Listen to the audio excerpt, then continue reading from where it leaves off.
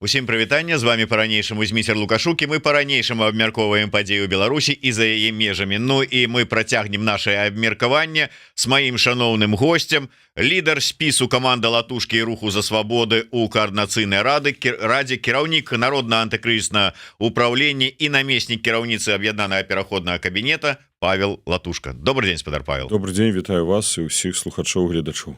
Спадар Павел, назапавсілася шмат тэмаў таких агульных і палітычных і грамадскіх, якія хацелася б з вами абмеркаваць, але давайте пачнем троху з асабістай тэмы, якая датычна канкрэтна вас асабіста, хаця гэта канкрэтна, калі паглядзець шырэй, гэта ў тым ліку і, відаць, шырокая грамадская тэма.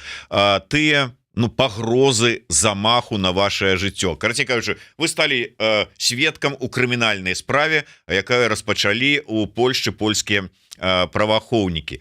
Што гэта, як гэта стала вядома, увогуле раскажыце пра саму ўсю эту сітуацыю. Гэта жыццёвая сітуацыя. Фактычна я ў пятніцу атрымаў паведамленне аб тым, што трэба прыйсці на пошту і забраць ліст, заказны ліст, які я атрымаў, нават не ўскрыў у пятніцу, але ў суботу вырашыў яго адчыніць, прачытаць. Ну і быў даволі здзіўлены аб тым, што Нацыянальная пракуратура Польшчы, аддзел па барацьбе з арганізаванай злачыннасцю і карупцыяй, аддзел гэты знаходіцца ў Лодзі, у іх так структуравана пракуратура, такое сама ёсць у Любліні, дарэчы, таксама не так даўно наведаў там пракурора па іншых справах і таксама блізкіх да гэтай тэматыкі, звязанай са спецслужбамі, звязанай з дзейнасці іх тут, рызыкамі, якія яны ствараюць для польскай бяспекі і для грамадства і для таксама актывістаў беларускіх. Так вось, я атрымаў гэты ліст, адкрыў і прачытаў, што аказваецца узбуджана крымінальная справа, па якой я з'яўляюся пацярпелай асобай па некалькіх артыкулах крымінальнага кодекса. Гэта падбухторванне да забойства і гэта дзейнасць замежных спецслужбаў. Вось такую інфармацыю я атрымаў. Я патэлефанаваў у панядзелак пракурору і паспрабаваў атрымаць нейкія дадатковыя звесткі. Ён сказаў, што ён па тэлефону, конечно, дзяліцца не можа. Ён пацвердзіў, што сапраўды такая справа ёсць, што яны вельмі пільна і з вялікай павагай і увагай разглядаюць гэтую справу. Следства ажыццяўляе агенцтва ўнутранай бяспекі Польшчы. Больш дэталяў ён мне не прадставіў. Пазней я даведаўся ад журналістаў польскіх, Reuters гэта апублікавала, польскае агенцтва прэсы, ад польскіх журналістаў, якія мне сказалі, што нібыта справа ідзе аб тым, што у адным з прыгарадаў Варшавы дзейнічаў прадстаўнік спецслужбаў, я не ведаю якіх, беларускіх ці расійскіх, які фактычна вербаваў трэція асобы дзеля таго, каб яны ажыццявілі маё забойства. Вось такую інфармацыю дастаў, атрымаў неафіцыйна. Неафіцыйна таксама раней. Некалькі месяцаў таму назад я атрымаў з праваахоўчых органаў інфармацыю аб тым, што былі ліквідаваны две пагрозы ў адносінах да мяне. Паспяхова. Таму што я зараз размаўляю з вами, значыцца паспяхова. Яны былі ліквідаваны, мне таксама адмовілі ў прадстаўленні больш шырэйшай інфармацыі на гэты конт. Заўтра я планую па запрашэнню пракурора наведаць пракуратуру і спадзяюся, што як асоба, якая пакрыўджаная, пацярпелая у гэтай сітуацыі, я змагу атрымаць больш звестак, калі яны мяне, конечно, не абмяжуюць магчымасцю распаўсюду, публічнага распаўсюду гэтай інфармацыі. Атрымліваецца, што гэта не вы падалі там заяву, калі убачылі там нейкія там пагрозы, там ці атрымалі нейкія лісты з пагрозамі, а гэта ўвогуле как бы звонку прыйшло, і вы, для вас это было таксама навіной. Палякаў, як кажуць, з ужэнду распачатая справа, гэта значыцца дзяржавай, гэта значыцца праваахоўчымі органамі, якія займаюцца менавіта гэтай дзейнасцю. То есть менавіта па іх ініцыятыве была распачата гэтая справа. Так, раней пагроз было шмат, іх мы дзесьці спрабавалі нават падлічыць, больш за 100 пагрозаў забіцця, пагрозу шкодаў на здароўе і гэтак далей, рознага характару. Мы нават катэгорыі ўжо вывелі, што тычыцца асабіста ад Лукашэнкі, ад яго хаўруснікаў, дзяржаўных службоўцаў вакол яго, што тычыцца выкарыстання сацыяльных сетак, інтэрнэту, тэлеграм-каналу, падрыхтоўка відэафільмаў, ролікаў, і нават ролік, калі зрабілі відэо, дзе я жыву, адрас,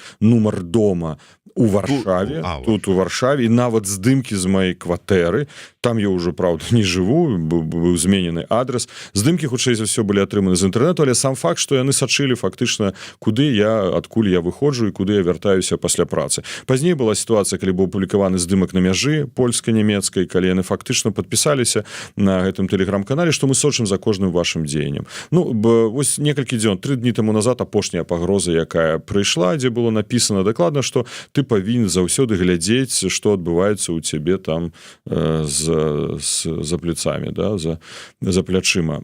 Вось, такія пагрозы, ну, на жаль, штодзённасць. Ну, Darknet, я казаў пра гэта за жыццё 30 000 евро, калі выставілі за маё жыццё, за ліквідацыю. Мне нават падаецца, што, наколькі я ведаю, дзе-то гэта супала па часе. Вось калі гэта сапраўды была падрыхтоўка маёй ліквідацыі, то дзесьці супала выстаўленне гэтай квоты ў Даркнеце. Ну, паглядзім, пабачым. Пакуль гэта ўсё я буду спекуляваць, я хацеў бы ўсё ж таки азнаёміцца з матэрыяламі справы і больш даведацца дэталяў. Гэта тычыцца, конечно, майго жыцця. Але, спадар Павел, ўсё ж таки, ну, вот як чалавек, які, ў прынцыпе, троху ведае, ну, троху я так утрыру, конечно, так, як працуе гэтая сістэма і на што яна здольная. Калі мы чулі, там, бачылі гэтыя сюжэты ад этого галоўнага баевіка лукашэнкаўскай прапаганды Азаронка, дзе там петля, там фото латушки, там і іншых, і я там, дарэчы, таксама быў. Гэта адно. Калі там галоўны дикпік депутат Гайдукевич выходзіць і нешта там крычыць у сваім стыле, мы там вас достанем из-за мяжой, это таксама можна так ставіцца. Але вот эта ўся ситуация атрымліваецца, что ну не ўсё так вот как бы ставіць, что магчыма і такое развіццё падзеяў. Ну, першае, для чаго яны гэта робяць? Гэта дэматываваць нас з вами, калі нам малююць петлю і пазней відэо гэтага паказваюць, здымкі паказваюць у навінах ці ў нейкіх праграмах, гэта значыцца нас хочуць дэматываваць, каб вы не бралі інтэрв'ю, не былі актыўным журналістам. Як палітык не быў актыўным і не працягваў барацьбу з гэтым рэжымам. Гэта галоўная іх мэта, псіхалагічны ціск. Ціск праз нас, а таксама на тое асяроддзе, якое падтрымлівае дэмакратычны рух. Бо яны кажуць, што калі бачыш, што кагосьці б'юць, ну, хтосьці падумае, па якую халеру мне гэта трэба, па што мне твараць гэтыя рызыкі. І гэта же дзеянні не толькі звязаныя з гэтым, гэта дзеянні звязаныя з затрыманнем, арыштаваннем, напрыклад, наших блізкіх, родных у Беларусі, да, узбуджэннем крымінальных справаў. Гэта калі забіраюць маёмасць. Гэта сістэма. Гэта не просто нейкія выпадковыя гісторыі. Гэта распісаны план дзеянняў. І мы разумеем, што гэты план дзеянняў быў зацверджаны ў КДБ. Ён быў узгоднены з самім Лукашенко. І па гэтай сістэме яны просто адпрацоўваюць так, як павінны адпрацоўваць. Ну, калі 1000 асобаў, напрыклад, забралі маёмасць у Беларусі. Ну, гэта же сістэма, правда, сістэма дзеянняў. Але тое, што зараз у нас сітуацыя вайны, і мы павінны гэта зразумець. І калі мы ацэньваем тыя ці іншыя дзеянні, мы заўсёды павінны з гэта рэч зыходзіць. Выведкі працуюць заўсёды. Шпіёны працуюць заўсёды. Але яны, калі такая сітуацыя міру, яны хутчэй не маюць палітычнай матывацыі на актыўную дзейнасць, да? Дзейнасць тым больш звязаную з здзяйсненнем актаў тэрарызму, напрыклад, забіцця кагосьці ці выкрадання кагосьці ці нанесення шкоды камусьці, да?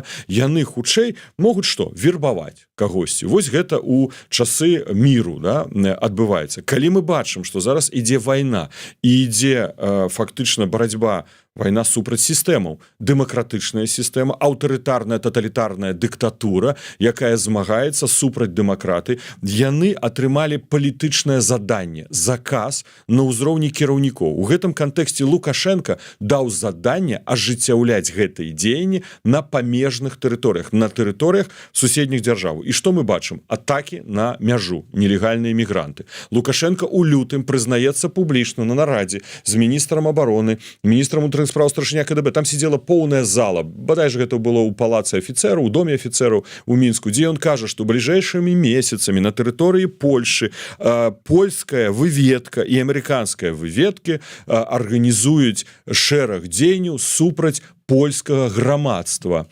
дыверсійных дзеянняў, ён сказаў так, пад сцягам Расіі і Беларусі. Так вось, я адразу папярэджваю, што мы тут з гэтым не маем дачынення. Ён публічна прызнаецца, што такой загад ён даў. Ён як бы хоча атрымаць сабе алібі ў гэтым, да? Дае загад, і пазней мы бачым, што адбываецца на тэрыторыі Польшы. Мы чулі з вами гісторыю, калі ў Вроцлаве, на жаль, 2 беларусаў спрабавалі падпаліць гандлёвы цэнтр. Калі спрацавала 2 дэтанатары з 8, дні, а 6 не спрацавала. Мы бачылі з вами, што згарэў гандлёвы цэнтр таксама пад Варшавай, да? Іншыя спробы, пра якія мы не ведаем. Дарэчы, падчас сустрэчы апошняй з намеснікам міністра ўнутраных спраў Польшы ён расказаў, што за апошнія выхадныя, вось не гэтыя, а папярэднія, адбылося на тэрыторыі Польшы. Пазней міністр ўнутраных спраў Польшы, дарэчы, гэта і публічна прызнаў, колькі дзеянняў накіраваных на здзяйсненне дыверсій было здзейснена на тэрыторыі Польшы. Таксама Літва. Паглядзім з вами сітуацыю з Волковым. Вось гэта можна паралель прывесці. То есть яны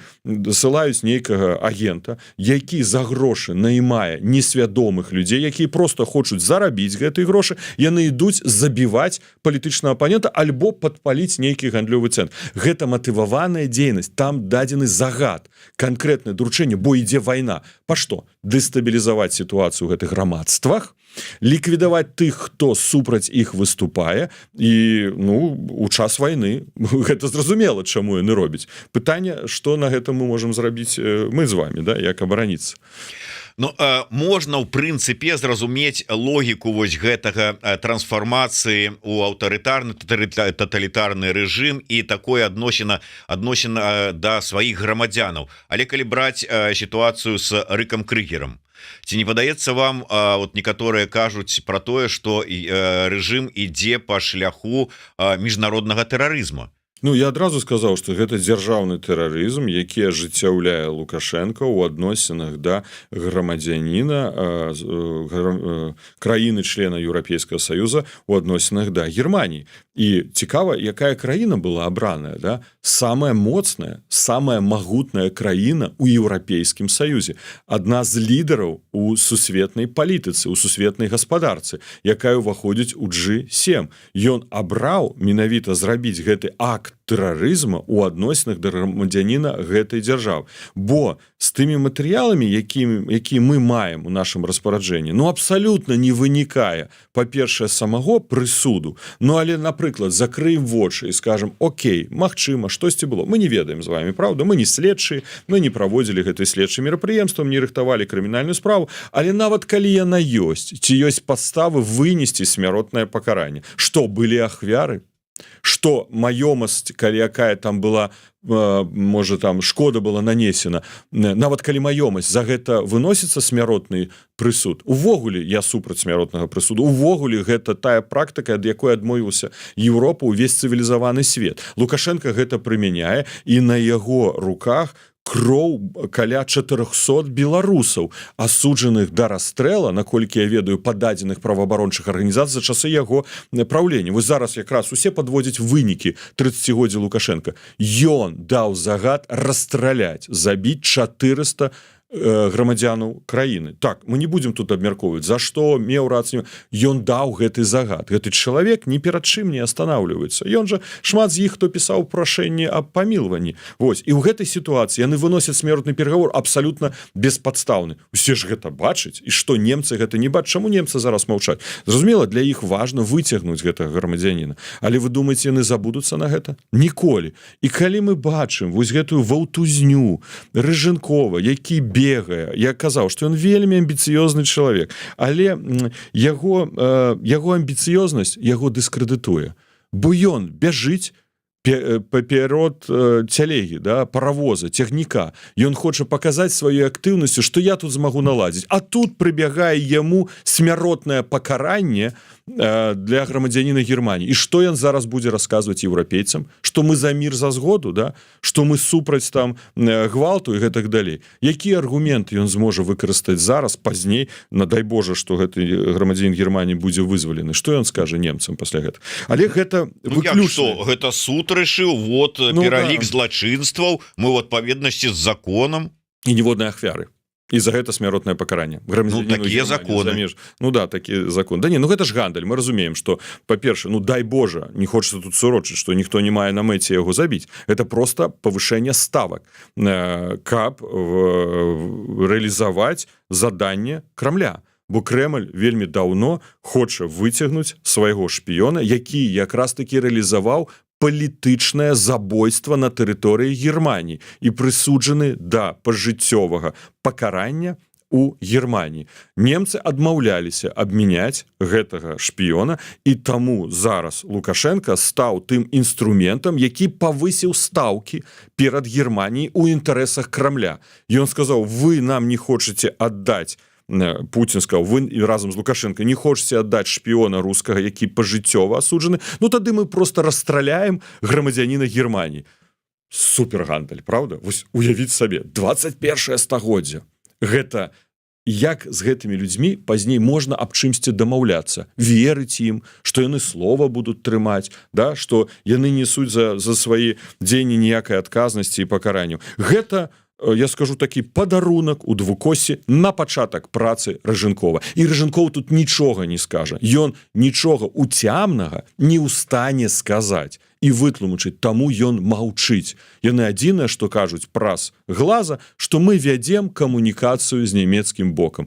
Бо ніводны нармальны чалавек, які не пасля, прабачце, будуна, ніколі не зможа гэта вытлумачыць. Чаму смяротнае пакаранне і чаму вы пачалі гандляваць жыццём чалавека, грамадзяніна Германіі. Пра выцягнуць і пра гандаль, але пра іншую краіну, іншага чалавека. Анджэй Пачобут. Зараз чуем пра тое, што на такім ніжэйшым там ці сярэднім узроўні, але ідуць непублічныя перамовы пра вызваленне Пачобута. Учора, здаецца, выступаў на радыё Z намеснік намеснік міністра, да, і сказаў пра тое, што, ну, безумоўна, усе ведаюць гэтыя асноўныя патрабаванні Польшчы, але словы пра тое, што калі нас не пачуюць, перакрыем усё ж такі грузаперавозкі праз мяжу. І тут вось пытанне да вас: ці сапраўды гэтыя перамовы ідуць, і ці магчыма выцягнуць Пачобута? Мы абмяркоўвалі гэтую справу. Я не атрымаў, конечно, пацверджанню, ці ёсць гэтай перамовы ці не, але я выказаў падыход, што, конечно, Лукашенко толькі разумее мову сілы. І ў Польшы ёсць сапраўды гэты моцны, магутны інструмент увядзення абмежаванняў на транзіт тавараў, які ідуць праз беларуска-польскую мяжу. І зараз Лукашенко стаіць на каленях, бо з аднаго боку на яго цісніць Кітай, і мы ведаем, што аб гэтым размаўляў прэзідэнт Дуда у Пекіне. Ну, я скажу так, просто ёсць такія справы, які, на жаль, можа публічна лепш не казаць, правда, каб не перашкодзіць. Але мы ведаем публічна. Прэзідэнт Польшы размаўляў, ён даў вельмі моцны сігнал. Сікорскі, даслоўна, адзін дзень да гэтага паставіў ультыматум. Пазней Польшча пачала рэалізоўваць гэты ультыматум, на 33 гадзіны спыніўшы рух у Малашевічах, пазней на некалькі гадзін спыніўшы рух у Казловічах, Кукурыкі. Яны паказалі, што яны гатовыя да гэтых дзеянняў. Лукашенко гэта павінен зразумець, але яму пастаўлены ўмовы абнуліць нелегальную міграцыю, яму пастаўлены ўмовы вызваліць Анджэя Пачобута і, дарэчы, шэйна сказаў шырэй, і палітычна зняволеных у Беларусі. Я пра гэта якраз такі казаў спадару першаму намесніку міністра замежных спраў, што для нас Пачобут вельмі важны, гэта герой беларускага і польскага народу, які, я яму сказаў, фактычна сваім прыкладам показывае, бо ён мог бы напісаць прашэнне аб памілаванні да Лукашенка, але ён показывае, што для яго лёс дзяржавы, лёс народа Беларусі важнейшы, чым ён сам, бо ён бы мог уратаваць самого сябе яшчэ раней. Для яго галоўнымі з'яўляюцца прынцыпамі нязгоды з тым, што пастаўлена яму ў віну, бо гэта хлуслівыя прысуды, якія абсалютна не адпавядаюць рэчаіснасці. І ён ставіць вышэй дзяржаву, вышэй прынцыпы, вышэй ставіць народ. І гэта я сказаў спадару Шэйну, каб мы гэта зразумелі. Таму я думаю, што і важна нашым польскім партнёрам зразумець, што справа павінна ісці не толькі пра Анджэя Пачобута, але і пра Алеся Бяляцкага, і пра Статкевіча, пра ўсіх беларускіх палітычных зняволеных. Бо вызваленнем аднаго за кожнага мы павінны змагацца. І тут няма дыскусій. Конечно, удасца выцягнуць аднаго, і дзякуй Богу, але трэба ставіць умовы значна шырэй. І Польша якраз таки, як і Літва і Латвія, у меншай ступені, але ўсё ж таки замыкаючы гэтае кола, паўкола на межах Беларусі, мае вельмі моцны інструмент уздзеяння да Лукашэнкі. Мы пра гэта казалі даўно. Мы пераконвалі даўно. Зараз прыйшоў час, менавіта мне здаецца крытычны. Лукашенко павінен пайсці на саступкі, альбо адбудзецца зачыненне гэтай мяжы. Ну і выдача гэтага злачынцы.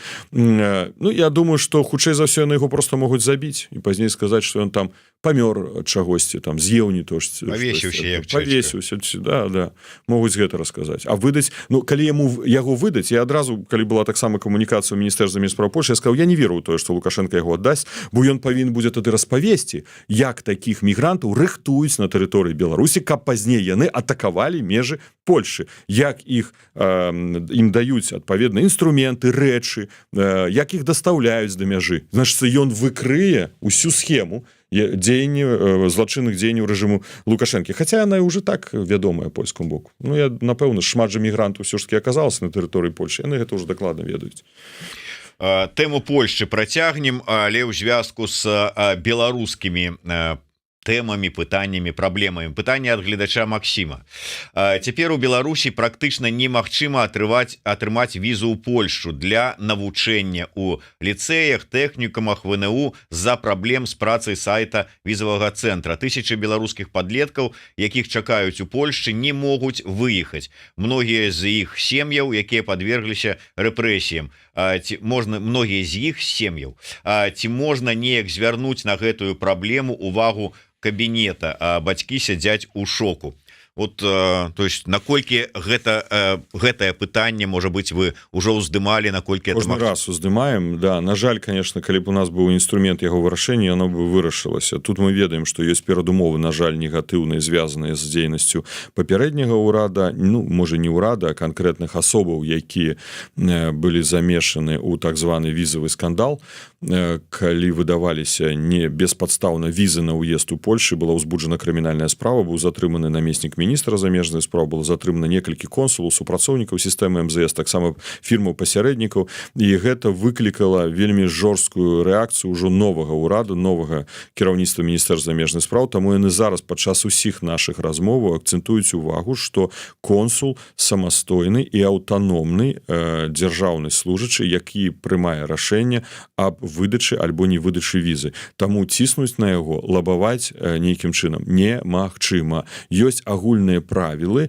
на падставе якіх і можна атрымліваць гэтую візу. Праблема з акенцамі гэта праблема. І, дарэчы, у мяне дырэктарка консульскага дэпартамента пра гэта пісалася. Таму пыталася, калі у нас ёсць такія пацверджанні фактаў, ну, калі ласка, пішыце нам у чат-бот Now. Падчас нашых сустрэчаў з дырэктарам консульскага дэпартамента мы будзем гэта як факты прадстаўляць. Просто як факты, не просто словы, да, што мы там маем праблему. Трэба як мага больш фактаў, ну, тады яны больш верагодна ўспрымаюць всю гэтую сітуацыю.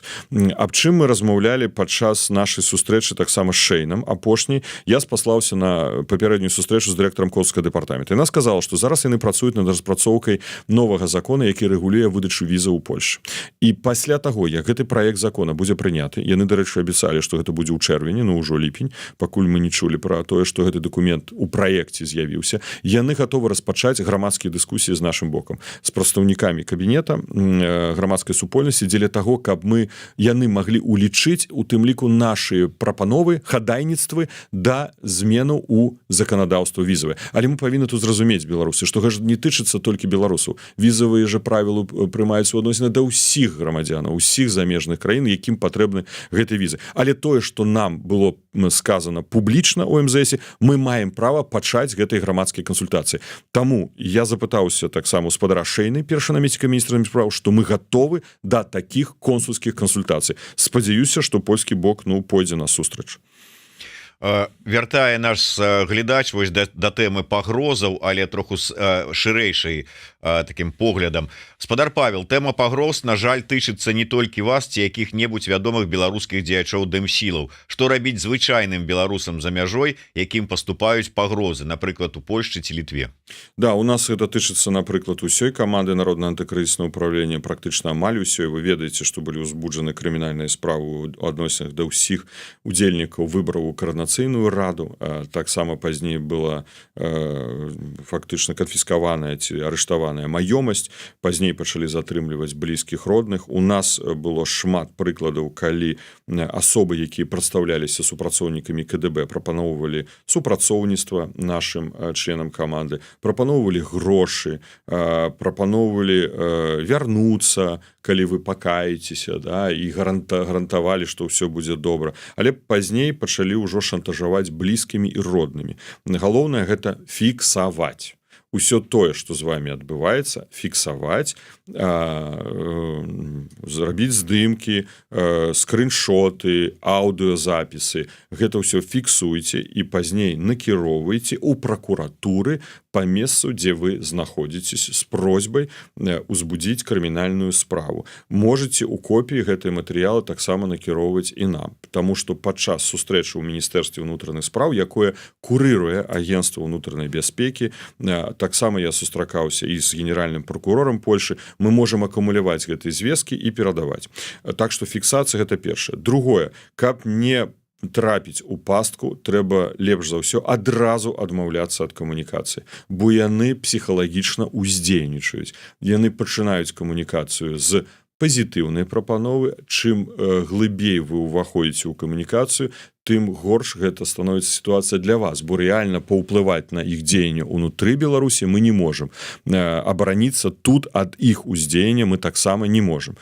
Таму мне падаецца важна адразу адмаўляцца ад гэтага. Ну, а што тычыцца пагрозу уже фізічных, калі пра гэта кажам, гэта самая абарона, калі хочаце, абараняць саміх сабе. Гэта вось мне, дарэчы, Зміцер сказаў, што не баіцеся ли вы піць каву ў Еўрарады. Я сказаў, што Еўрарады не баюся, але таксама трэба просто думаць, якія пагрозы да вас ёсць, дзе вы знаходзіце, што вы можаце піць, які там, дзе воду, дзе купляеце прадукты і гэтак далей. Ну, это уже самы высокі ступень рызыкі, калі штосьці хочуць зрабіць з вами сапраўды вельмі недарэчна. Што тычыцца акцый, удзел у акцыях вельмі патрэбны. Я таксама хацеў звярнуцца, што вось мне вельмі забалела, калі ў гэтым годзе мы праводзілі акцыю прымеркаваную да палітзняволеных і ў параўнанні з мінулым годам было вельмі мала людзей. Вельмі мала людзей, і нам трэба вяртацца на вуліцы еўрапейскіх гарадоў. Нам трэба вяртацца на вуліцы еўрапейскіх гарадоў, бо калі нас тут не бачна і не чутна, Беларусь забываюць. Як мне сказала адна амерыканская журналістка апошнім часам,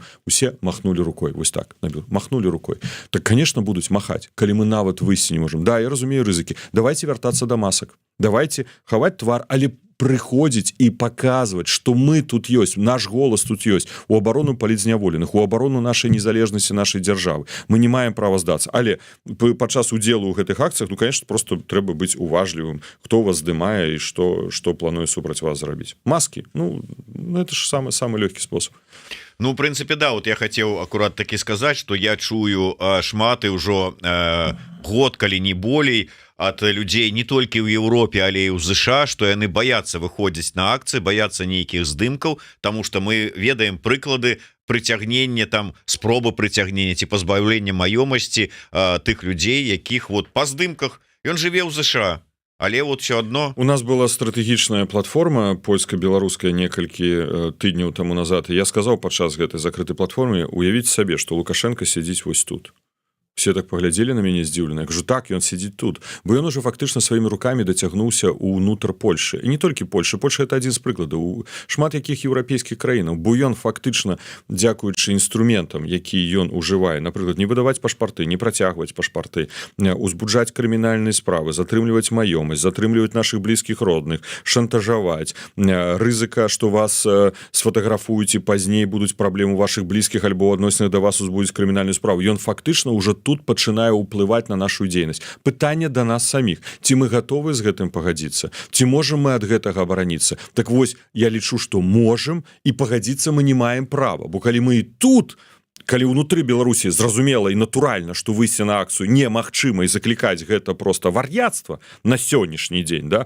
Калі мы тут пагадзімся, што ён таксама ўплывае на нас і мы уже баімся яго да гэтай ступені, што і тут не будзем дзейнічаць, ну тады ён увогуле ўсюды перамагае. Я лічу, што тут он не мае права перамагчы. Гэта пытанне нашай волі, можа адкінуць ляноту. Я кажу яшчэ раз, ёсць спосабы, якім чынам абараніць сваю бяспеку тут і удзельнічаць у тых акцыях, важных мерапрыемствах, якія важны для таго, каб тэма Беларусі не знікала.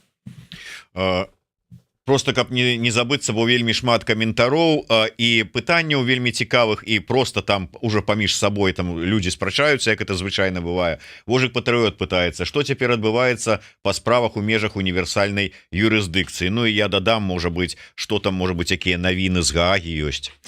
Першае, што тычыцца універсальнай юрысдыкцыі, вы ведаеце, што ўсё ж таки 6 ардыроў нам удалося атрымаць, яны знаходзяцца ў міжнародным вышуку, у тым ліку былі і дырэктары Жодзіна і Акрэсціна. Я думаю, гэта сімвалічна, гэта вельмі важна, і трэба ўзгадваць усім тым, хто знаходіцца ў пенітэнцыярнай сістэме Беларусі і зараз займаецца катаваннямі беларускіх палітзняволеных, так што яны трапілі, і яшчэ дадаткова супрацоўнікі міліцыі. Што тычыцца універсальнай юрысдыкцыі па іншых краінах, скажу так, на жаль, яна прытармазілася, але падчас сустрэчы з генеральным прокурорам, міністрам юстыцыі Польшы, ён таксама, рэагуючы на маё пытанне, сказаў, што ён ініцыюе унесенне зменаў у закон, крымінальны кодекс Польшы, які дасць магчымасць у тым ліку грамадзянам Беларусі распачынаць крымінальныя справы па іх заявах у пракуратурах дзеля таго, каб прыцягнуць да адказнасці тых вінаватых, хто займаўся гвалтам у адносінах іх на тэрыторыі Рэспублікі Беларусь. Бо на сённяшні дзень ёсць перашкода, яна звязаная з тым, што такія справы могуць распачынацца толькі тады, калі гэта стварае пагрозу нацыянальным інтарэсам Польшы. І вось тут пытанне грамадзянства толькі спрацавала, бо гэтая справа 6 ардыроў звязана з грамадзянамі Польшчы, якія пацярпелі ад катаванняў на тэрыторыі Беларусі ў 2020 годзе. Гэта абмяжоўвае магчымасць дасягнення правасуддзя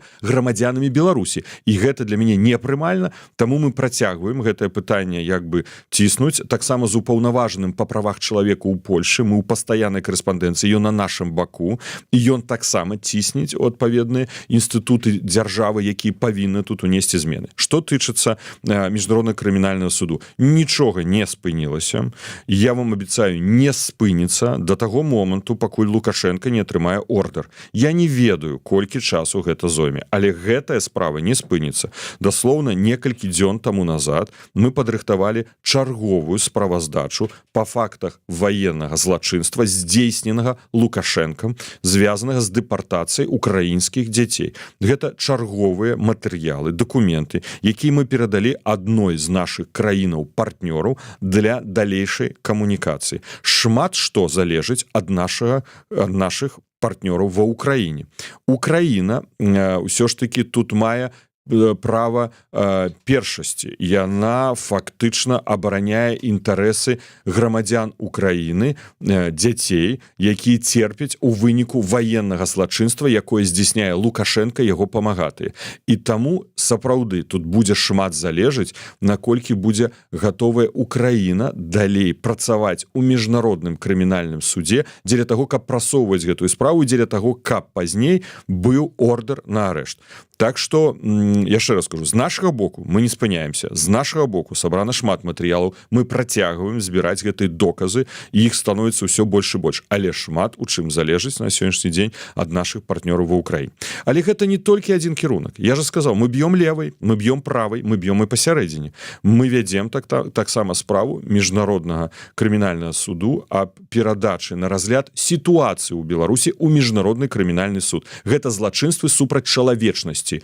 І тут вот да, зразумела, мы зноў залежым ад партнёраў. Ну, на жаль, так пабудавана міжнароднае права, мы не можем, як інстытут, як фізічная асоба не можа распачаць гэтую справу, толькі універсальная юрысдыкцыя, пра што мы на пачатку казалі. Так вось, там сотні тысяч ахвяраў злачынстваў супраць чалавечнасці. Гэта людзі забітыя, гэта гвалт, гэта палітычна матываваныя прысуды, і гэта таксама дэпартацыя у суседнія краіны. І я, прабачце, праўда, неправільна, калі палітык закрываецца тым, што не можа сказаць таму, што гэта можа перашкодзіць справе, але зразумейце мяне, у панядзелак у нас была вельмі важная сустрэча, рабочая сустрэча. Гэта уже это не палітычная сустрэча, гэта рабочыя, дэтальныя сустрэчы, дзе абмяркоўваецца ўжо не стратэгія, бо стратэгія ўжо зацверджана, рашэнне фактычна ўжо прынята, а дэталі, як дапрацаваць дзеля таго, каб гэта стала рэальнасцю, і гэтая справа апынулася ў міжнародным крымінальным судзе па факту злачынстваў супраць чалавечнасці. І мы працягваем гэта. Што тычыцца акта агрэсіі, ну, у парламенцкай асамблеі Савета Еўропы зараз ідзе дыскусія аб стварэнні гэтага трыбуналу, і Лукашенко там прапісаны. Яго адказнасць прапісана. Таксама, як прапісана ў апошнім санкцыйным пакеце па гарманізацыі санкцый. Вось перада мной гэта распараджэнне Еўрапейскага Саюза за удзел Беларусі ў агрэсіі Расіі супраць Украіны. І апошняя дэкларацыя вашынгтонская, якая была прынята. Там таксама падкрэсліў Лукашенко агрэсару гэтай вайны. Ён, дарэчы, і не адмаўляецца, правда? Ён ж прызнаўся, што ён агрэсар. Таму за гэта будзе адказваць. Да, нам вельмі баліць, што так доўга. Мне баліць, ну, але яшчэ раз. У нас нават у кабінеце сёння была дыскусія на гэты конт. Мне пыталіся, так вось калі? Я кажу, ведаеце, тут пытанне таго, што факт злачынства ёсць. Калі факт злачынства ёсць, павінна наступіць адказнасць. Колькі бы часу, колькі сілаў, энергіі мне бы гэта не каштавала, я не здамся, я дайду да таго, што гэта адказнасць наступіць. Бо, ну, іншага выбару няма. Мы не можам дыскутаваць там наконт таго, ці было злачынства, ці не было. Яно было. Правда? Значит, адказнасць павінна наступіць. Ну і тады вернемся да ўзгаданага вамі санкцыйнага пакета і сітуацыю, якую патрапілі. Справакаваў. Да, ён справакаваў гэты пакет. Я справакаваў зараз тэму. Но мы ўсё адно не маглі гэтую тэму абысці, таму што ў выніку санкцыйнага пакета ён ударыў па шараговых беларусах. Вы гэта ведаеце, вы гэтую тэму абмяркоўвалі, я ведаю, вы ўжо звярталіся да лідэраў краінаў. Праўда, тут некаторыя кажуць, што сам-то Латушка і вінаваты, што так атрымалася. Ён жа заклікаў да санкцый. Ну вось давайте зменім акцэнты, таму што чамусьці тыя, хто крытыкуе прыняцце гэтага вельмі моцнага, я бы сказаў, у нейкім сэнсе гістарычна з пункту гледжання маштабу патэнцыйнага ўздзеяння санкцыйнага пакету, акцэнтуе ўвагу толькі на адной, але зразумела важнай частцы гэтага санкцыйнага пакету. І тут таксама трэба зразумець трактоўка, ці гэта сапраўды з'яўляецца санкцыямі, калі мы кажам на перашкоды, якія зараз створаны на ўезд на аўтамабілях з беларускай рэгістрацыі на тэрыторыю шэрагу памежных краін. Так вось, давайте паглядзім, што такое гэты санкцыйны пакет. Ён яшчэ не пачаў працаваць, але Лукашенко ўжо яго баіцца.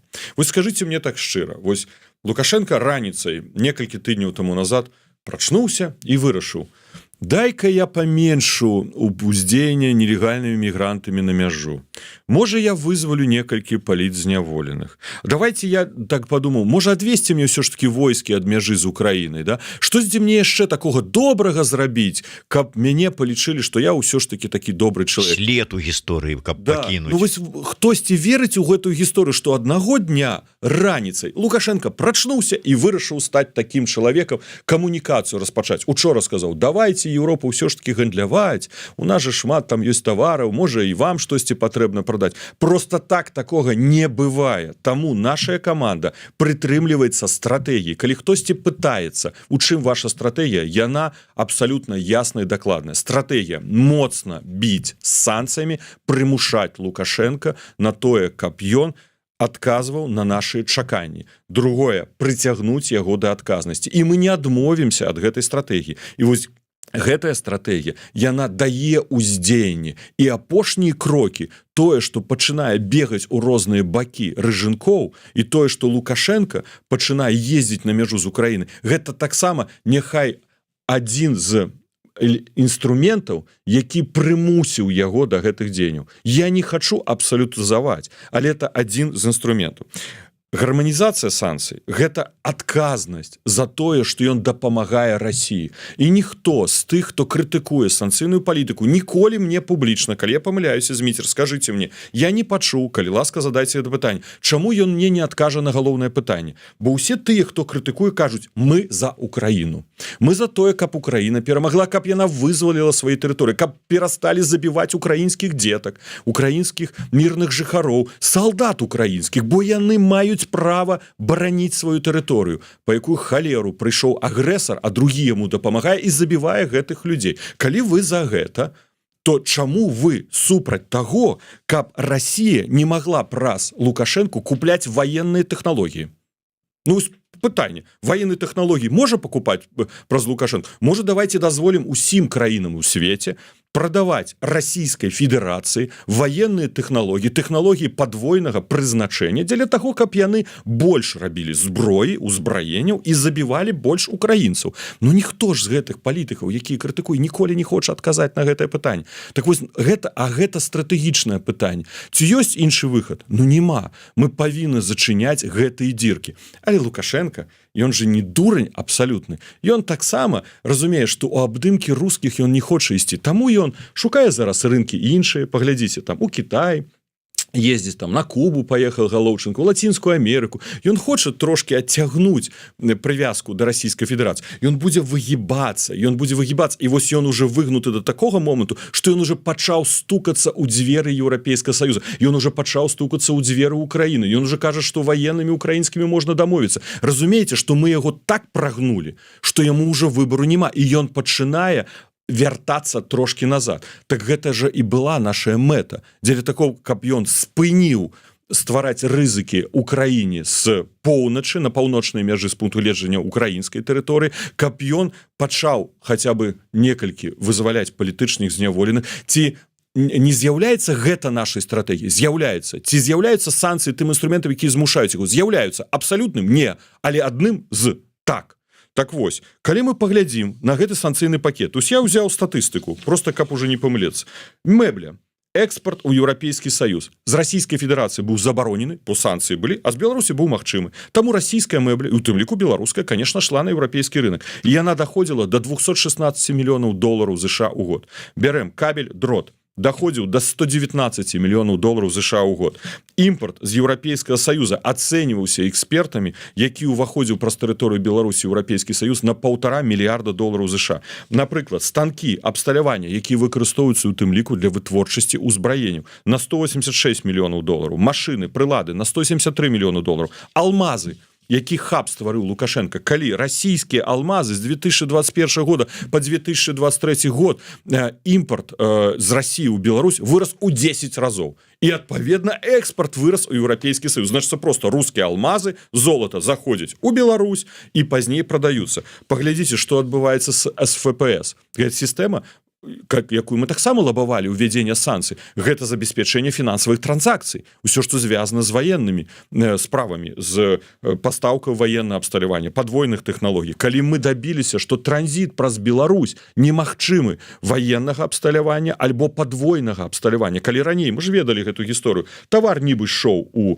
Грузію, а растамажваўся ў Чэлябінску. Альбо, наадварот, заставаўся на тэрыторыі Беларусі, а пазней ужо шоў іншым шляхам з Беларусі ў Расійскую Федэрацыю. Так вось, гэта мільярд, калі хочаце. Можа, нават больш. Можа, нават некалькі мільярдаў. Калі мы нават возьмем Украіна, Гомельтранснефть Дружба, да, спыніла магчымасці пракачкі расійскай нафты. Калі ўвогуле мы ўсё гэта возьмем, гэта прыціснула Лукашэнку. Таму ён бегае зараз трошки так па-вар'яцкі і крычыць: Еўропа, я ж хачу дамаўляцца. Дамаўляцца адначасова нямецкага грамадзяніна хоча расстраляць. Ну супер, конечно, такая палітыка. Так вось, але ёсць праблема, звязаная з аўтамабілямі. Па-першае, мы ніколі не лабавалі, мы ніколі за гэта не гатавалі, а наадварот, неаднойчы казалі, што гэта не павінна датычыцца грамадзянаў Беларусі. Так вось, у распараджэнні Еўрапейскага Саюза, якое рэгулюе гэтай санкцыі з 29 чэрвеня 2024 года, там быў уведзена магчымасць забароны ўезда прыватным аўтамабілем. Але было выключэнне, пункт 5 гэтых рэгуляцый, падпункт Б, дзе было сказано, што грамадзяне Беларусі, якія маюць сапраўдную візу или сапраўдны дакумент аб праве пражывання на тэрыторыі Еўрапейскага Саюза могуць уязджаць на тэрыторыю Еўрапейскага Саюза прыватнымі аўтамабілямі для уласнага прыватнага выкарыстання. І вось мы зараз звярнуліся да ўсіх урадаў, да Літвы, да Латвіі і да Польшчы, каб менавіта вось гэтую папраўку яны прымянілі. І гэта нацыянальнае рашэнне. Тут няма абавязку з пункту гледжання, што хтосьці кажа, там Латушка лабаваў гарманізацыю санкцый. Так, лабаваў, але гэта не пытанне гарманізацыі, гэта нацыянальныя ўрады прынялі. Яны маглі не прыняць гэта. Чаму Латвія гэта зрабіла? Я тлумачу, бо міністрка замежных спраў, я тады не ведаў, калі на мне рассказывала, распавяла мне, што беларус уязджае 150 тысяч і што рызыкі вось менавіта дыверсіі, сабатажа у Латвію вельмі ўзраслі. Яна прывяла прыклады, калі беларус з пастаянным жыхарствам ці часовым жыхарствам у Латвіі спрабаваў увесці зброю у прыватным аўтамабілі. Пазней мы рабілі скриншоты і глядзелі, вось калі ўжо гэта былі ўведзены абмежаванні Латвіі, вырашылі паглядзець, а што на мяжы адбываецца. Шмат было інфармацыі, што ў беларускіх аўтамабілях едуць рускія. Просто рускія пачалі наймаць беларускія аўтамабілі і на беларускіх аўтамабілях ехаць. І Латвія гэта абараніла. Чаму яны ўсе гэта робяць? Таму што ў іх хочуць падпаліць у Вроцлаве гандлёвы цэнтр, таму што ў іх робяць акцыі сабатажа, таму што хтосьці ўвозіць зброю, таму яны абараняюць тут сваю бяспеку. Але гэта не азначае, што мы пагаджаемся з гэтым. Таму усе гэтыя ўрады мы накіравалі гэтую просьбу. І мы прапановваем тое, што зрабіла Польша. Польша просто абавязала, каб толькі грамадзянін Беларусі, як уласнік, мог бы уехаць на аўтамабілі з беларускай рэгістрацыі. І гэта вырашэнне гэтай сітуацыі. Дадаткова мы прапанавалі, каб на мяжы таксама пісалі абавязательства, што прадаць гэты аўтамабіль ён не мае намер. Ну, як такой фармальны дакумент, што ён не для продажу возіць гэты аўтамабіль. І мы з гэтага дамагаемся ад урадаў Літвы і Латвіі. Пачуюць нас, ну, паглядзім, пабачым, але гэта наш падыход, і мы яго будзем зразумела адстойваць. Таму, вось давайте зараз ацэнім. Вайна, якая ажыццяўляецца, рускія, якія працягваюць забіваць украінцаў, Лукашенко, які працягвае дапамагаць забіваць украінцаў, да? Мы ўсе хочам, каб вайна скончылася, хочам, каб Украіна вярнула сваю тэрыторыю, хочам, значыць, наша стратэгія прыціснуць Лукашенку, каб ён не змог дапамагаць. З іншага боку, мы разумеем, што нельга стварыць з Беларусі паўночную Карэю, і гэта таксама наша стратэгія. На жаль, тут партнёры, ну, вырашылі, вось Латвія паўтарыла проста кальку расійскую. Літва заняла такую пасярэднюю пазіцыю, Польша, у прынцыпе, прымальную пазіцыю заняла. Я скажу шчыра, што амбасадары, з якімі мы камунікаваліся ў пятніцу, калі першы раз стала гэта інфармацыя, вядома, яны самі не ведалі, што такія ўводзяцца дакументы. Яны амбасадары гэтых краін, вось я уяўляю, я амбасадар, я не ведаю, што мая краіна зачыняе праз дзень мяжу для грамадзянаў суседняй краіны. Амбасадары не ведалі. Ну, я цытую з ліста крытыкаў гэтага пакета і гэтых увядзенняў. У гэтым пакеце пералічана больш за 100 тысяч розных відаў тавараў, ад тых, якія могуць быць задзейсненыя ў вайсковай прамысловасці, да базавых бытавых, такія як гузікі, супы, вопратка, фарбы, папера, нават туалетная, пэнзлікі для малявання і гэтак далей. Такога роду санкцыі гэта не толькі удар па простых людзях, але і дэманстрацыя абсурднай палітыкі Еўрапейскага звязу. Мы сапраўды хочам, калі справа ідзе пра жыццё людзей, пра існаванне дзяржавы, Украіна і нашай дзяржавы, пра туалетную паперу размаўляць. Я не хачу і не буду гэта каментаваць. Все. Добра, от дыпламат знайшоў дакладны адказ. Это дакладны адказ. Добра, але хоча это абмяркоўваць толькі не са мной. Але я тут далей про тое, што такім чынам пра гарманізацыю вот этих санкцый у дачыненні да беларусаў і з расійскімі і беларускімі ідзе размова про тое, што такім чынам ЕС прызнае і ўводзіць прынцып калектыўнай адказнасці беларусаў за дзеянні Лукашэнкі, а таксама бачыць у беларусах пагрозу роўную той, якая ідзе з боку расейцаў. Ну, яшчэ раз скажу, праз туалетную паперу ці праз пластикавыя ВЦ шукаць у гэтым дзеянні ў калектыўнай адказнасці я не хачу гэта каментаваць. І я дакладна сказаў, які былі нашыя намеры, які былі нашыя прапановы.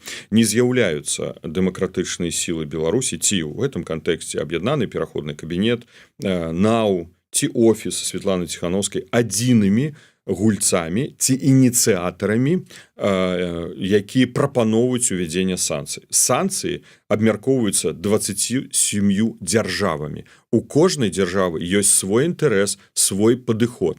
Мы прасоўвалі стратэгічную лінію, гарманізацыю санкцый, каб паменшыць магчымасці рэжыму Лукашэнкі дапамагаць Расіі працягваць гэтую жудасную вайну. Гэта мракабесие, якое дзеецца у 21 стагоддзі каля нашых межаў. У гэтым наша была інтэнцыя. Туалетнай паперай мы не займаліся. Гэта зразумела. Так, прыйшло пытанне праз донат ад Михася. Спадар Павел, у выніку санкцый праблемы ствараюцца для беларусаў у Беларусі. Лукашенко кажа дзякуй, і беларусаў замежжа, бо ўлітуюць. Так, что-то тут незакончанае. Но мы адказвалі пра гэту сітуацыю. Што тычыцца аўтамабілі, узгодны, і я выказаў свой падыход, што, па-першае, з пятніцы вечарам, это пазамінулы тыдзень, мы адразу прыступілі ў кансультацыі. Усю суботу і нядзелю мы падрыхтавалі адпаведныя лісты. У панядзелак была сустрэча і з намеснікам міністра ўнутраных спраў Польшы, які, дарэчы, не ведаў пра тое, што Латвія ўводзіць такія інструменты. Ну, я яшчэ раз скажу, хтосьці кажа, чаму вы не ведалі? Так тут на ўзроўні ўрадавых не ведалі, да, суседнія краіны, якія павінны былі скаардынавацца. Яны гэта не ведалі. Пазней адбылася сустрэча учора з прадстаўнікамі Польшы, Літвы, Латвіі, дзе ўсім была перададзена афіцыйная просьба, а раней таксама былі накіраваны лісты, які падыход мы прапаноўваем, карыстаючыся менавіта з гэтай рэзалюцыі Еўрапейскага Саюза, якая дае магчымасць выключэння, каб нацыянальныя меры не былі прыменены ў санкцыйным парадку, але было выключэнне. Выключэнне гэта значыцца беларуская рэгістрацыя, ты ўласнік, едзеш у аўтамабілі, калі ласка, уязджай, падпішы яшчэ дакумент, што ты не плануеш гэты аўтамабіль прадаваць. І гэта мы будзем прасоўваць. Гэтага мы будзем дамагацца. Але гэтыя дзяржавы яшчэ раз, ну калі яны глядзяць, ну уявіце сабе сітуацыю. Вось ролик можете паглядзець на маём YouTube-канале, што прэзідэнты Польшы і Літвы, не буду называць па прозвішчах спецыяльна, аб'яўляюць: мы гатовыя да прымянення тактычнай ядернай амерыканскай зброі супраць Беларусі. Учора у Лідзе згарэў там прамысловы аб'ект. У Барысаве адбылося, там падарвалі нейкую яшчэ там будынак. Уявіце сабе, што на тэрыторыі гэтых краінаў адбываюцца тэрарыстычныя акты, акты сабатажа, спрабуюць, падпалілі ўжо некалькі буйных склепаў, плануюць яшчэ гэта зрабіць. Адначасова Лукашенко і яго генералы, Муравейка і іжы з німі кажуць: мы гатовы да прымянення расійскай ядернай зброі. Як будзе рэагаваць у гэтым кантэксце Беларусь? Як бы Беларусь рэагавала, калі бы штосьці такое дзейнічала ў Беларусі? Мы бы, беларусы, вось, мы бы зачыняліся ад Польшы, Літвы і Латвіі? Зачыняліся бы. Мы бы жорстка падыходзілі. Таму яны гэта робяць. І мы, прабачце, знаходзімся паміж молатам і накавальняй. Мы разумеем, што беларускі народ, ён не падтрымлівае вайну і супрацьставіцца публічна гэтаму не можа, але з іншага боку зышоў нават з вуліц еўрапейскіх гарадоў. І мы таксама не бачым акцый, дзе беларусы бы казалі, што мы супраць вайны, да, што мы за змену ў Беларусі. Окей, паставім гэта ў баку. Ну, але гэтыя дзяржавы будуць думаць перадусім пра сваю бяспеку. Я не хачу іх адвакатаваць. Я спрабую просто растлумачыць логіку іх дзеянняў. Але пры гэтым мы ім кажам: окей, мы разумеем ваши пытанні бяспекі. Не было ніводнай сустрэчы мне за апошні месяц, калі бы мне не сказаў бы суразмоўца замежны, што для іх галоўная бяспека іх дзяржавы. Ніводнай. Я кажу: окей, я згодны, і нават гэта без дыскусій. Але нельга з Беларусі стварыць Паўночную Карэю. Бо калі вы пойдзеце гэтым шляхам, то праз некалькі год гэтыя фартыфікацыі, якія будуе зараз Латвія, Літва і Польша, яны прыдадуцца таму, што у мундурах ужо, магчыма, расійскіх, не дай Божа, будуць стаяць беларусы, гатовыя атакаваць вашай дзяржавы. І мы ім спрабуем гэта талдоніць кожны раз, пры кожнай сустрэчы. Не рабіце гэтую памылку, не рабіце гэтую памылку. Але ў іх зараз перамагае нацыянальная бяспека. І вось гэта паміж молатам і накавальняй. Таму абскарджваць нас за гэта, ну давайте, может, все ж таки зразумеем, а хто вінаваты ў санкцыях? Ну хто вінаваты? Зміцер, вы? Я вінаваты ў санкцыях? Ну хто вінаваты? Давайте адкажем на гэта пытанне. Я думаю, што радыёслухачы і гледачы адкажуць: Лукашенко, яго рэжым. Бо ён пачаў гвалтаваць беларусаў, забіваць беларусаў, расстрэльваць беларусаў на вуліцах. Ён падтрымаў агрэсію супраць Украіны, ён вядзе міграцыйную вайну. Зараз вось заявіў сёння, учора, першы намеснік міністра замежных спраў Польшы: мы зачынім мяжу.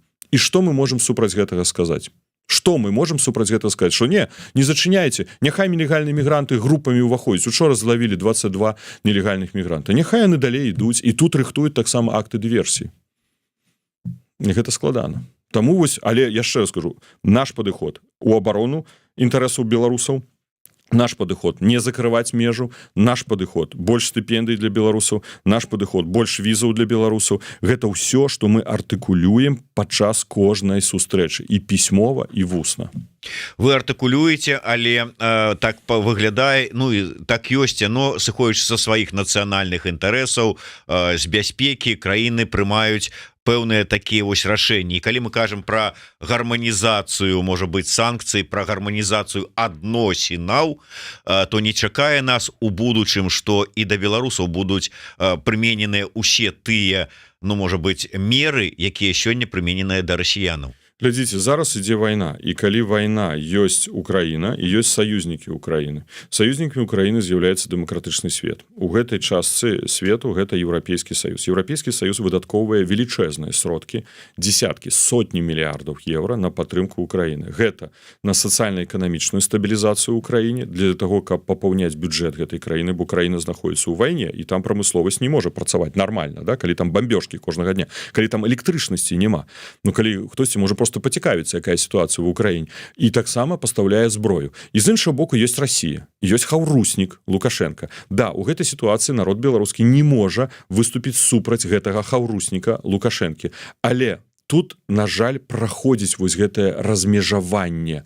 Ёсць Украіна і яе саюзнікі, ёсць Расія і яе саюзнікі. І гэта, на жаль, будзе адбівацца на беларусах. На жаль, нашая задача упирацца ногамі, рукамі, галавой, як заўгодна, каб мінімізаваць гэтыя наступствы для грамадства. Мінімізаваць. Але яны будуць падыходзіць перадусім з пункту гледжання вайны і з пункта гледжання бяспекі.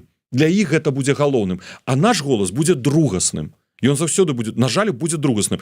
Пакуль не скончыцца гэты рэжым у Беларусі. Вось калі не будзе Лукашэнкі, вось тады, конечно, зусім іншая сітуацыя, да? Альбо калі будзе, напрыклад, там перамір'е, Расія вызваліць тэрыторыі, як зараз ідзе дыскусія там на перыяд 24 лютага 2022 года, ну тады можна пра гэта будзе ўсё дыскутаваць. Але на сённяшні дзень гэта сапраўды такая барацьба. Мы дэмакратычныя сілы, наш патэнцыял і стратэгія захаду, і стратэгія Расіі, і мы вось паміж гэтым молатым і накавальнем. І мы спрабуем яшчэ змагацца за нашы інтарэсы. Я скажу так, усе тыя, хто крытыкуе, я хачу іх спытацца, што вы зрабілі за гэтыя 4 гады? Што вы канкрэтна зрабілі? Вы пабудавалі штось. Вось каманда НАУ, яна стаіць на санкцыях, яна ідзе гэтай дарогай моцна, прыціскае, нягледзячы на крымінальныя справы, нягледзячы на рызыкі, распісвае гэтыя дакументы, пераконвае, дзе трэба прыціснуць Лукашэнку, да? Мы займаемся правовой адказнасцю, мы добіваемся ордераў, мы рыхтуем гэтыя матэрыялы, гэта велічэзная праца юрыстаў, мы нават зараз прыватна юрыстаў наймаем, бо няма сродку. Мы шукаем спонсораў, каб юрыстаў міжнародных наняць па гэтай справе. Мы робім канкрэтную справу. Камусьці гэта кажацца дрэнным. Крытыкуюць, але мы робім. Няхай тыя, хто крытыкуе і проста сидзіць, у тым ліку часта тут, і расказвае, а лепш было бы так, а лепш было так. Бяры, рабі. Ну чаму ты не можаш узяць зрабіць? Я ж не супраць, я за. Чым больш людзей будзе рабіць справу, тым хутчэй мы дойдзем да Беларусі. Наша мэта адна – вярнуцца ў Беларусь. На мінулым тыдні у мяне была размова, эфір з Ігорем Тышкевічам, які пацвердзіў яшчэ раз, што не адмаўляецца ад сваіх слоў, сказаных у 2020 годзе, што вось гэтая кадэнцыя Лукашэнкі, яна апошняя, якую яна сядзіць цалкам. Што, маўляў, у 25 годзе ён можа і ізноўку там прыпісаць сабе перамогу і стаць типа там прэзідэнтам, але до конца не дасядзіць. Кажа, я прытрымліваюся гэтай жа тэзы. І я тут раз натыкаюся на ваш відэо у вашым YouTube, вашым телеграм-канале з загалоўкам «Лукашенко можа не дажыць да выбараў». Вы сгаварыліся з Тышкевічам ці што? Што это значит? Просто мне заўсёды людзі пытаюцца, конечно, як палітыкі мы павінны матываваць людзей верыць у той мары, які мы самі для сябе маем, бо чалавек жыве пакуль марыць. Таксама і людзям трэба даваць такі пераказ. Я перакананы, што заўтра раніцай мы прачнемся і Лукашэнкі няма. Ён памёр. Гэта адбудзецца. это напэўна адбудзецца. Пытанне же ў тым, там відэо было прымеркавана да таго, а ці гатовы мы да гэтага дня і што мы будзем рабіць. Вот гэта самы галоўны выклік. Тут нам не хапае чалавечага ресурсу, нам не хапае можа вагі сістэмнасці, каб дзеля таго, каб сапраўды падрыхтавацца на гэты вось момант. Пакуль нам не хапае, нам просто не хапае людзей. І вось калі пытаюцца, чым можна дапамагчы, вось на гэта патрэбны людзі, мудрыя, светлыя головы, каб апрацаваць гэты сцэнар і каб зразумець, што трэба рабіць. Это не павінна быць 6 варыянтаў дзеянняў. 6 варыянтаў мы пагубімся. Павінна быць лінія стратэгічная і адзін варыянт, як кажуць, запасны, да. Яго трэба працаваць, пад гэта сфарміраваць ресурс і ведаць, што рабіць у гэты момант. Я з Тышкевічам згодны, я гатовы яго падтрымаць. Я таксама ў гэта веру. Ён, магчыма, гэта яго, немагчыма, напэўна, гэта яго апошняя кадэнцыя. Ён, і тут не пытанне ў здароўі, бо са здароўем таксама праблемы ёсць, мы бачым яшчэ, і яны развіваюцца. Усё ж такі, гэта міжнародны злачынец. Той чалавек, які здзейсніў тое, што ён здзейсніў за апошнія гады, ўжо ніколі не будзе выбачана не беларускім народам. І я спадзяюся, што гэта галоўнае, і гэта павінна быць галоўным, бо калі беларусы гэта выбачаць, ну тады нам няма сэнсу за што змагацца, правда? Ну это да нас саміх пытанне перадусім. Мы гатовы падысці да люстэрка і сказаць: все, мы выбачылі гэтаму вусатаму чалавеку, рабіў злачынствы, а ну ён же захаваў, там можа хтосьці кажа, вось там астаткі нашай незалежнасці, таму мы яго выбачаем, да? Я не гатовы выбачыць. Так вось калі большасць беларусаў скажа, мы не выбачаем, і ён павінен быць прыцягнуты да адказнасці, гэта будзе ключавым. Калі міжнародная супольнасць разумее нас таксама, што з ім трэба скончваць, то значыцца ёсць шансы, што ён не дажыве да наступных выбараў. Ну а наступных можа быць па-рознаму, гэтых ці наступных. Няхай баіцца, мы моцныя, мы мацней, нас большасць, бо мы беларускі народ, а ён хунта некалькіх асобаў і папрыгайчыкі, такія як Рыжынкоў, як Піткевіч, які зараз будуць круціцца, бегаць вакол яго, але не разумеюць аднаго, што іх час таксама прыйдзе. Хаця я лічу, што тут можа быць іншая гісторыя. Той жа Рыжынкоў, як я казаў калісьці вам эфіры, ён гуляе ў сваю гульню. Ён ніколі не гуляе пад Лукашэнку. Ён гуляе на свой уласны аўтарытэт, на свае уласныя амбіцыі. І гэта той чалавек, які першы будзе стаяць у чарзе пасля Лукашэнкі, заняць яго месца. А можа нават тады, калі яшчэ Лукашэнка будзе дыхаць. Апошні, як бы, яго ўздыхі будуць, але паветра. Але Рыжынкоў уже будзе стаяць на гатове, каб прыняць гэтую ўладу. І Піткевіч яму будзе дапамагаць. А крутой, як слабы чалавек нумар 2, ён будзе слухаць і глядзець у рот, што яму скажа Рыжынкоў і Піткевіч. Вось меркаванне праз данат даслаў Міхал Дулко. Спадар Павел фактычна лабіруе інтарэсы Украіны, еўразвязу, невялікага адсотку дыяспары, але вось толькі не беларусаў. Не варта хлусіць, прыціскае Лукашэнку, а ціск на беларусах. Якраз тое, што і трэба Лукашэнку, літоўцам ды іншым нацыянальным урадам.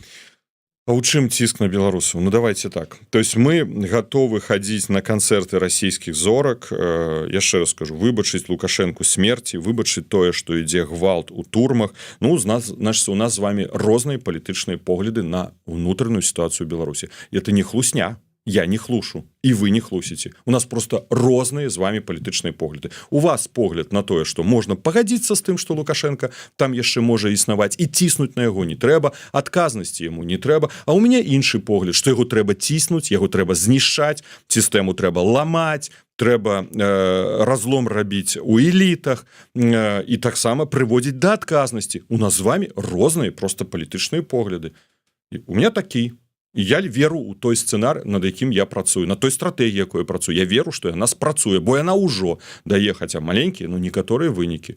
Яна прымусіць яго, будзе яго прымушаць, таксама шукаць камунікацыю. А вось як мы скарыстаемся ў гэтай сітуацыі? Вось пытанне, калі Рыжынкоў захоча зняць сабе забарону ўезд у Еўрапейскі Саюз, што мы павінны паставіць за умову? Альбо нашыя заходнія партнёры. Калі Рыжынкоў сапраўды захоча паехаць, напрыклад, на саміт АБСЕ, на Мальце он дзе будзе? Просто так поедзе? Камунікаваць? А па што просто так? Няхай вызваліць усіх палітычных зняволеных, якія сёння знаходзяцца ў вельмі крытычным стане здароўя. Гэта 250 і больш палітычных зняволеных. Ён можа гэта зрабіць? Ён не. Лукашенко можа. А ён вельмі хоча. Так вось ён калі пойдзе да Лукашэнкі, прасіцца паехаць, ён павінен будзе ему расказаць, што яму Германія пра гэта сказала, альбо Францыя. А вось пытанне да нашых партнёраў: ці Германія і Францыя гатовы гэта сказаць Рыжынкову, ці просто сказаць: дзеля камунікацыі з Лукашенко мы дазволім Рыжынкову паехаць на саміт УБСЕ. І тут пытанне каштоўнасцяў. І таксама з тым, хто задаем пытанне каштоўнасцяў. Я за беларускі народ, бо я так разумею барацьбу за беларускі народ, за вызваленне Беларусі, знішчэнне Лукашэнкі усімі магчымымі спосабамі. Лукашенко ніколі не здасць апошнія астаткі незалежнасці. Гэта ўсё хлусня. Ён будзе выкручвацца, і ён зараз пойдзе на гэтую камунікацыю. Яго змушае, бо гэта мільярдны ўжо санкцыі па яму б'юць. Таму ён бежыць у Кітай, таму ён бежыць у іншыя краіны. У КНДР. Вот что ён там знойдзе, скажите мне як дыпламат. Слухайте, я не ведаю, ці паедзе Рыжынков у КНДР, нейкая, да. Рыжынков пачынае, конечно, дзіўна свою дыпламатычную кар'еру на ўзроўні міністра замежных спраў. Кар'ера твайго раней яшчэ была, што Кітай, окей, там, да, конечно, лідар сусветны, але у северную паўночную Карею паехаць на перамовы, зброю там купляць. Па-перше, усе дыктатарскія рэжымы, такія як Паўночная Карея, Венесуэла, Куба, яны ж нізшыя, да, яны ж абжабракі. Ім же немагчыма нічога прадаць. Там можа быць толькі бартер. Бартер на што? На ракеты? Так ракеты забраў увесь Путін. Гэта сапраўды дзіўная гісторыя. Вось з'ездзіў Галоўчынка зараз у Кубу, у Венесуэлу, да, дзе ён там яшчэ быў. Так што ён там каву будзе купляць? Кава зараз вырасла ў цане ў свеце, да. На нашы трактары будзем мяняць каву. Дзіўная гісторыя. Тэхналогіі, якія там можа тэхналогіі. Яны ж сама пад санкцыямі. Куба і Венесуэла пад санкцыямі. Паспрабуйце штосьці там купіць, давесці да Беларусі і яшчэ прафінансаваць. Бо я памятаю, нам зачынялі рахунак пасольства Беларусі ў Францыі па прычыне таго, што мы трапілі пад санкцыі амерыканскія, і былі зачынены, напрыклад, рахункі пасольству Кубы, таксама французскім банкам, бо яны былі пад санкцыямі. Так вось мне цікава, як яны будуць фінансаваць гэтыя ўсе плацежы, трансакцыі. Як адвёз трактар, на вагу трактора загрузілі кавы, павёз назад. Спадар Павел, я выбачаюся, што троху затрымліваю вас, заўсёды с вами час ляціць імгненна. У нас 1100 гледачоў адначасова. Я да ўсіх звяртаюся, подписывайтеся, хаця б на 1 з 23 там аккаунтов. Вы уже кожны раз вы павялічваеце. 20, ладно, да. 20 з 20 аккаунтах у сацыяльных сетках, дзе ёсць відэо там ці іншыя тэксты, інфармацыя пра дзейнасць Паўла Латушкі. Калі ласка, будете сачыць, бачыць гэта ўсё. І каманды, не толькі Павла Латушка, ўсё і каманды. Да, безумоўна, і ўсё і каманды. І не забывайце пра YouTube канал Еўрарады, але адно, калі для вас гэта бяспечна. Спадар Павел, хацелася б коротко яшчэ, дарэчы, просто ваше меркаванне. Я мы з вами з таго часу не бачыліся эту сітуацыю з шахедамі ў Беларусі. Як вы яе ацэньваеце? Гэта сігналы былі рускімі накіраваныя Лукашэнку вельмі дакладна. Калі першы сцэнар, калі гэта быў выпадковая гісторыя, 1 шахед залецеў, окей, добра, 2. Так прымружылі одно вока і сказалі, добра, выпадковасць. Калі 4, это ўжо напэўна не выпадковасць. Хтосьці можа сказаць, добра, украінцы маюць радыёэлектронныя сродкі барацьбы, да, рэбы, якія скіравалі гэтыя шахеды, якія лецелі ў Украіну на тэрыторыю Беларусі. Тады чаму іх Лукашенко не збіў? Чаму іх не знішчыў? Ён же так хваліўся, што супрацьпаветраная абарона яго супераўская, да? Але ён не выкарыстаў яе, і адзін з іх просто зваліўся і адбыўся выбух. Так што пытанне да Лукашэнкі, чаму ён не збіў? А таму гэта, напэўна, рускія. Рускія давалі сігнал за тое, што Лукашенко пачаў збліжэнне з Кітаем. Гэта не задавальняе рускіх. Кітай, конечно, не вельмі хоча штосьці кансультаваць з рускімі ў гэтай сітуацыі, бо рускі таксама знаходзяцца ў падпарадкаванні Кітая. Лукашенко, уявіць сабе сітуацыю. Вось у вас крэсла, да? Вы сядзіце на адной ножкі гэтага крэсла. Вы можете сесці на одну ножку? Фізічна гэта немагчыма. Гэта правда, чалавек не сможа трымацца на гэтым. Калі 2 ножкі, яшчэ так можна, да? Вось так вот сядзець, да? Больш-менш, нейкі час можна. Так вось Лукашэнке патрэбна гэта другая нага, гэта Кітай. 3-4, 3 гэта Еўрапейскі Саюз, 4 беларускі народ. Еўрапейскага Саюза яму ніколі не пабачыць, але спадзяюся, што і беларусаў упэўнены, што і беларускага народа ніколі не будзе менавіта ў тым крэсле, на якім сядзіць сапраўды прэзідэнт, абраны гэтым народам, да?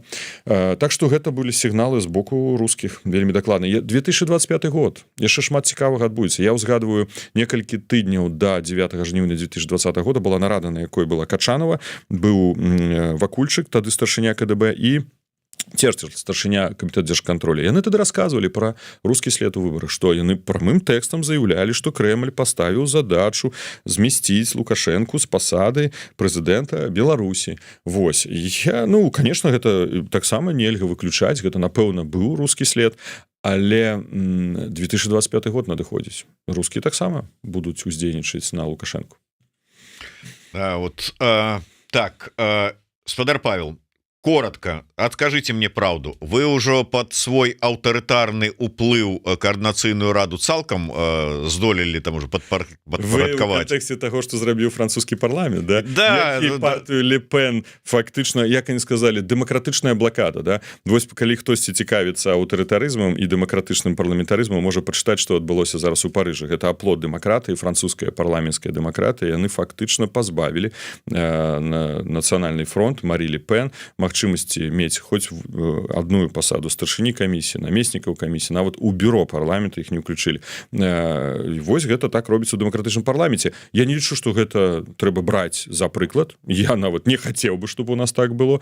Я з'яўляюсь шараговым членам координацыйнай рады. Ёсць спікерка, ёсць віцэ-спікерка, дарэчы, яны з розных фракцый. У нас 28 галасоў. Ну, прабачце, матэматыка. Што перашкаджае тым, хто лічыць сябе сёння меншасцю, сабраць вакол сябе 40 плюс 1 голас і стаць большасцю. Ну, які тут аўтарытарызм? Аўтарытарызм, калі адбыліся прамыя выбары, калі не было засцярогаў да гэтых выбараў, калі было міжнароднае нагляданне, і па выніках гэтага мы атрымалі 28 галасоў, і гэта не 41 голас, яшчэ раз, матэматычна, гэта не 41 голас з 80, мы аб'ядналіся разам, не мы аб'ядналі, а мы аб'ядналіся 5 фракцый разам, стварылі гэтую большасць, дзе тут аўтарытарызм і дзе тут дыктатура. Вось прабачце, я прасіў бы інфармацыйны прасторы проста гэтага не выкарыстоўваць. Хто зараз мае менш, перафарматуйцеся, пераканайце, зрабіце гэтую большасць, і мы будзем у меншасці. Ну, гэта ж натуральна.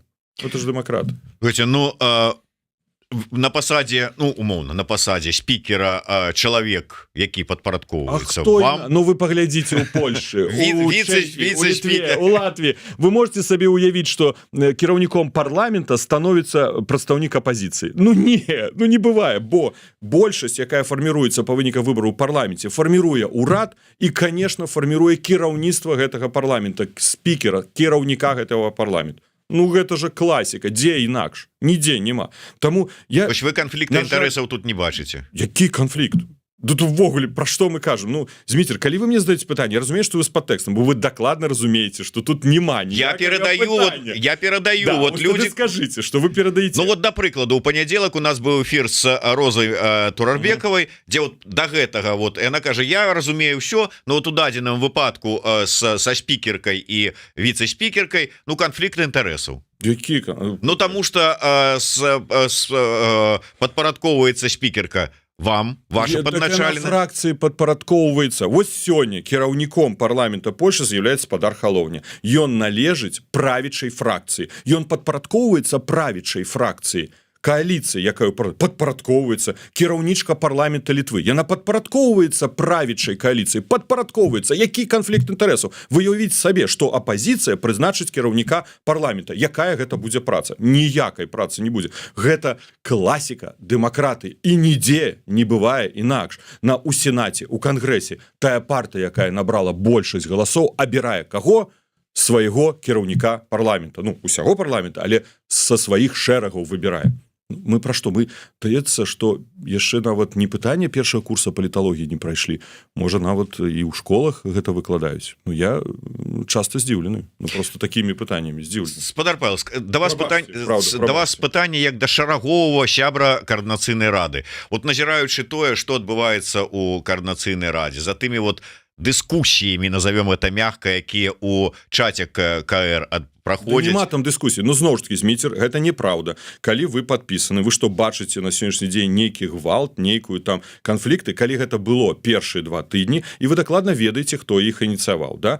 Гэта некалькі чалавек, які выкарыстоўвалі нецэнзурную лексіку, і няхай яны прызнаюцца, у тым ліку ў вашым эфіру, бо гэта з'яўляецца частымі госцямі вашага эфіру, што так, я выкарыстоўваю нецэнзурную лексіку падчас камунікацыі ў чатах. І няхай гэты чалавек скажа, ці ён лічыць, што пасля гэтага гэтага хтосьці хоча з ім супрацоўнічаць. Вось гэтым пытанне. Таму на сённяшні дзень, калі вы падпісаны на чат Координацыйнай рады, вы там не бачыце ніякога гвалту, ніякіх там спрэчак, ніякіх абвінавачанняў. Так што пра што мы зараз кажам?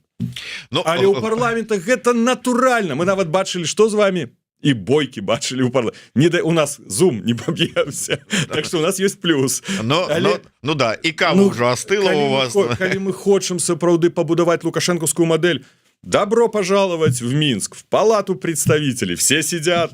Кто за? Все подняли руки. Нормально, дискуссии. Гэта демократы. Розныя пункты гледжання. Сёння на выборах перамагла вось гэтая большасць сфарміраваўшаяся, да? Яна сёння акрэслівае стратэгію дзеяння Координацыйнай рады. Дрэнна спрацуе, не дасць вынікаў. 2 гады аберуць іншых, і яны будуць. У гэтым жа і сэнс ёсць дэмакраты. Разумееце? Зноў жа такі канкрэтныя справы. Калі яны крытыкуюць, я заўсёды кажу: прыйдзіце з канкрэтнай прапановай. Нам не падабаецца. Што значыць вам не падабаецца? Штосьці не падабаецца, пішыце дакумент, пішыце змены ў рэгламент, прапаноўвайце, стаўце на галасаванне, галасуем, прымаем рашэнне. Штосьці просто гвалт і нам не падабаецца.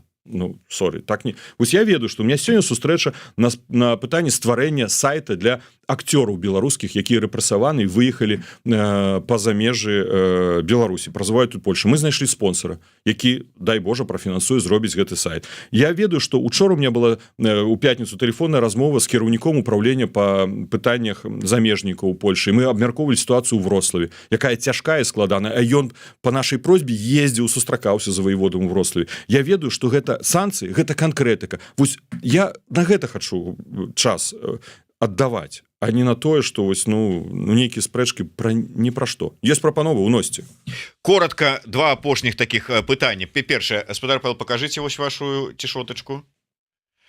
Што азначае вот гэта менавіта гэты заклік, і я ведаю, што вы спрабуеце вырашыць пытанне з памяшканням для купалаўцаў і не толькі для купалаўцаў. Ці ёсць якія-небудзь зрухі? На жаль, пакуль мы шукаем варыянты нейкіх нават пазабюджэтнага, сказаў бы так, фінансавання па-старому, па чыноўнічкаму скажу, спонсарскіх.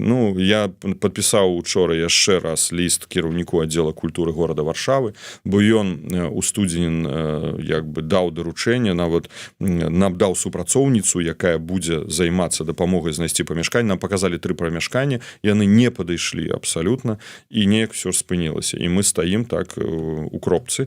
Вось, я яшчэ раз падпісаў ліст, прашу яшчэ раз узнавіць гэтую працу, і трэба шукаць спонсарскія сродкі, бо, на жаль, усе гэтыя фонды, якія падтрымліваюць сферу культуры, не бачуць пакуль прыярытэтам купалаўцаў. Не бачуць. І усе мои просьбы, прапановы, я ж не размярковую гэты грош. Я прашу. Дарэчы, калі я прасіў Еўрапейскую камісію 2 гады таму назад выдаткаваць грошы на культуру нацыянальную ў замежжы, я прывёў прыклад купалаўскага тэатра. І гэта спрацавала, што было прынята рашэнне выдаткаваць. А купалаўскі тэатр, на жаль, атрымаў апошні раз 1 грант на 1 спектакль з Камерон 20 000 евро. Гэта ж не ўтрымае тэатр.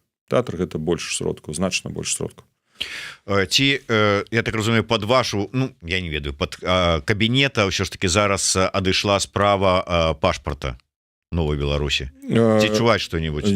Наколькі я разумею, што гэтым пытаннем зараз займаецца Владзімир Астапенко, наколькі я ведаю, што яго адбудуцца бліжэйшым часам адпаведныя сустрэчы, і гэта пытанне знаходзіцца таксама ў кампетэнцыі офіса Светланы Ціхановскай. То есть гэта, я думаю, што лепш туды стукацца і пытацца пра гэтае пытанне. Добра, дзякую, ўжо на гадзіннік паглядае гаспадар Павел. Калі ласка. Тады канферэнцыя у Вільні. Якія чаканні і што у вас? Можа быць, вы там ввогуле рыхтуеце які-небудзь пераварот? Назовем гэта так. Па французскім стылі толькі. Во Францыі. Гэта лідарства, але такое рататацыйнае, да? Як это было сказано? У польскім парламенце будзе ратацыйны кіраўнік парламента, галоўне павінен змяніць яго з левай партыі сацыял-дэмакратаў прадстаўнік. Яны так дамовіліся ў рамках кааліцыі. Глядзіце, нават ёсць такія рашэнні. Што тычыцца канферэнцыі Новай Беларусі, я думаю, што гэта важна, калі будзе агульная, больш шырокая дыскусія па сітуацыі ў дэмакратычных сілах. Галоўнае гэта 2025 выбары.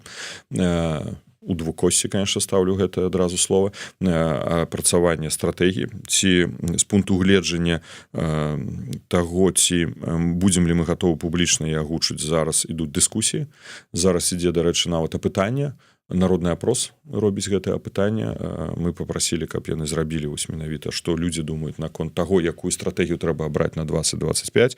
Будзе платформа 2025 прымацца, падпісвацца. Ну, аб гэтым ідзе зараз дыскусія у розных колах дэмакратычных сілаў. Запрашаюцца ўсе, абсалютна ўсе, хто згодны, хто не згодны, хто ў апазіцыі, калі ласка, далучайцеся, ніколі нікаму абмежаванняў няма. Пазней мы ініцыюем, напрыклад, прыняцце дэкларацыі аб адказнасці і справядлівасці.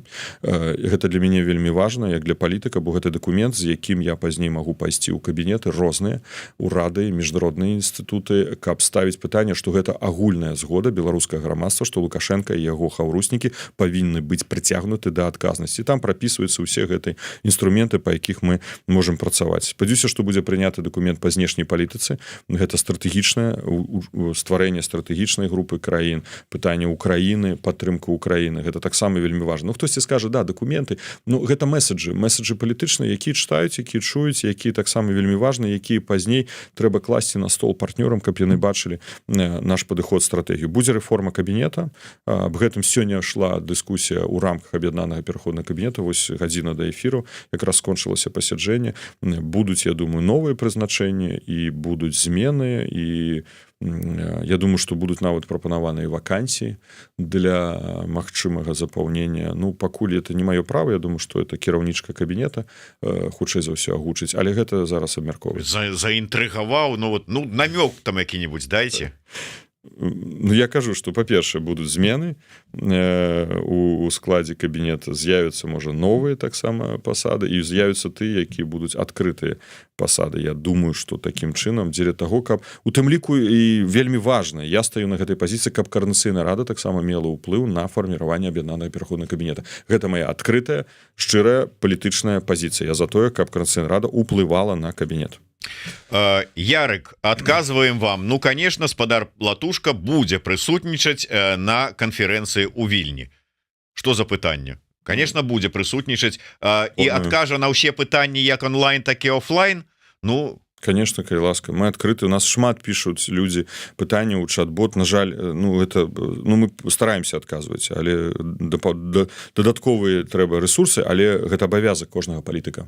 Ты павінен адказваць на тое, што тебе ставіць пытанне.